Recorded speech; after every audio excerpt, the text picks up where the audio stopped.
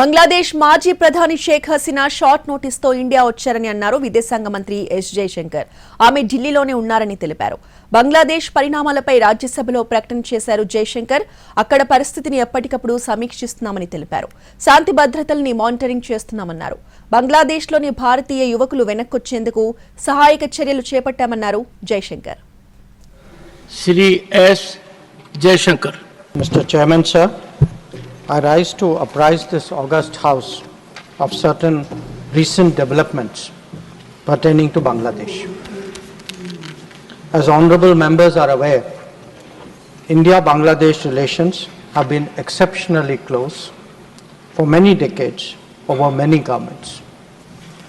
Concern about recent violence and instability there is shared across the political spectrum. Since the election in January 2024, there has been considerable tension, deep divides, and growing polarization in Bangladesh politics. This underlying foundation aggravated a student agitation that started in June this year.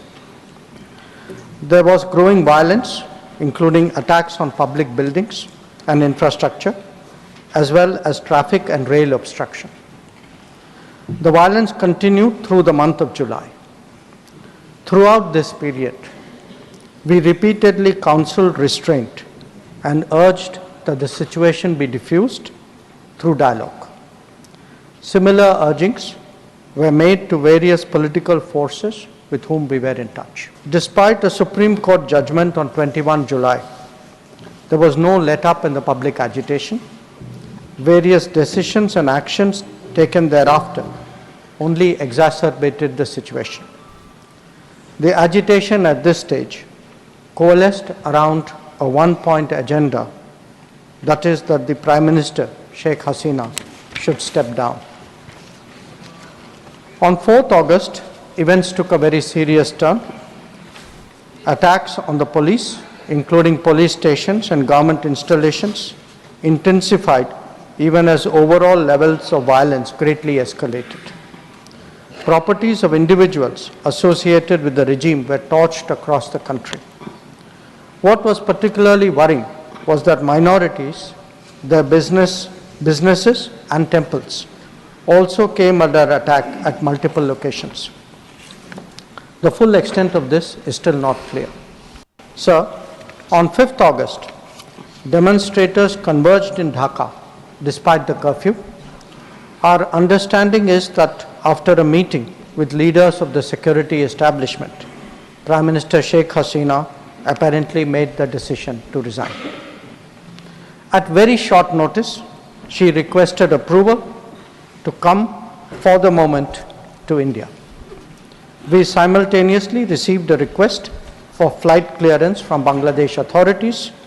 She arrived yesterday evening in Delhi. The situation in Bangladesh, sir, is still evolving. The Army Chief, General Waqar-uz-Zaman, addressed the nation on 5th August.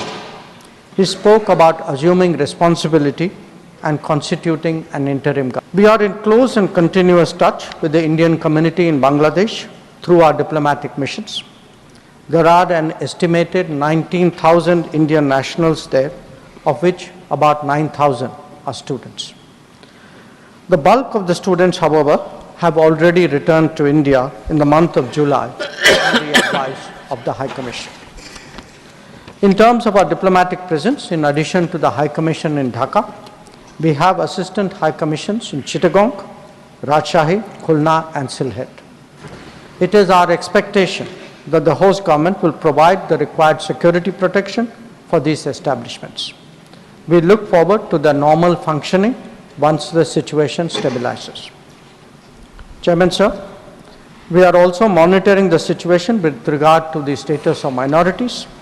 There are reports of initiatives by various groups and organizations to ensure their protection and well-being. We welcome that, but will naturally remain deeply concerned till law and order is visibly restored. Our border guarding forces have also been instructed to be exceptionally alert in view of this complex situation. In the last 24 hours, we have also been in regular touch with the authorities in Dhaka. This is the situation as of now. I seek the understanding and support of the House in regard to sensitive issues regarding an important neighbor on which there has always been strong national consensus.